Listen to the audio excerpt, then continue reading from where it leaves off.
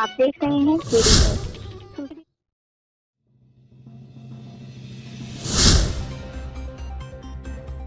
चिट्ठी न कोई संदेश, जाने वो कौन सा देश, जहां तुम चले गए इस दिल पे लगा के ठेस, जाने वो कौन सा देश, जहां तुम चले गए।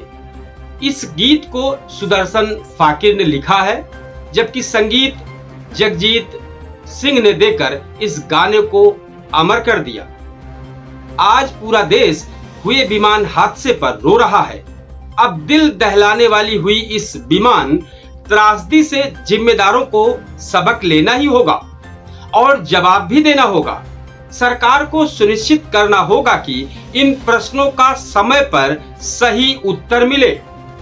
अब आमजन में यह सवाल उठ रहा है कि क्योंकि अहमदाबाद की दुर्घटना के बाद अब हवाई यात्रा के प्रति लोगों के भरोसे को डिगा सकती है, और वो तब जब हवाई यात्री लगातार बढ़ रहे हैं। यह सवाल देश के हर नागरिक के अंदर चल रहा है। अब देश में विमान सेवाओं का संचालन मुख्यतः निजी कंपनियां कर रही है। क्या वे सेवाओं के साथ हवाई यात्रा की सुरक्षा के प्रति सजग हैं? यह सवाल अब सभी के जेहन में कौंध रहा है।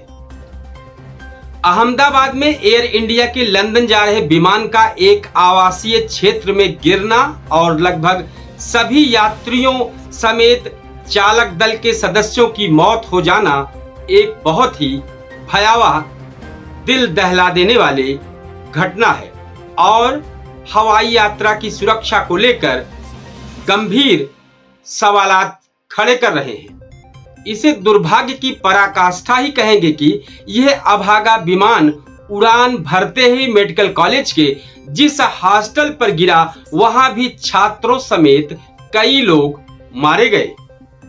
यह विमान जिस तरह आवासीय क्षेत्र में जा गिरा, उससे यही लगता है कि पायलट को इतना भी अवसर नहीं मिल पाया कि उसे रिहायशी इलाके से दूर ले जा सके। विश्व में विमान दुर्घटनाओं में कमी आई है। अब वो यदा कदा होते हैं, पर ऐसी भयावह हादसा दुर्लभ है। भारत में हाल में वायुसेना के कुछ विमान एवं निजी कंपनियों के हेलीकॉप्टर दुर्घटनाग्रस्त हुए हैं और उनमें जनहानि भी हुई है, पर किसी यात्री विमान हादसे में इतनी अधिक संख्या में लोगों ने अरसे बाद जान गंवाई है। 2010 में मंगलुरु में विमान दुर्घटना में 150 से अधिक लोग मारे गए थे। इसके पहले 1996 में हरियाणा के चरखी दादरी में सऊदी अरब जा रहे और दिल्ली आ रहे विदेशी एयरलाइन के 2 विमान हवा में आमने सामने टकरा गए थे। इसमें करीब 350 लोग मारे गए थे। यह विश्व की सबसे बड़ी विमान दुर्घटनाओं में एक थी और अजीब भी। इस दुर्घटना में एक पायलट समेत दिल्ली एयर ट्रैफिक कंट्रोल को कटघरे में खड़ा किया गया था। अहमदाबाद में विमान दुर्घटना किस वजह से हुई और उसके लिए कौन जिम्मेदार है, इसका पता जांच से चलेगा। लेकिन एयर इंडिया के साथ नागरिक उड्डयन महानिदेशालय को गंभीरता से हादसे के कारणों का पता लगाना है और उसका निवारण करना होगा।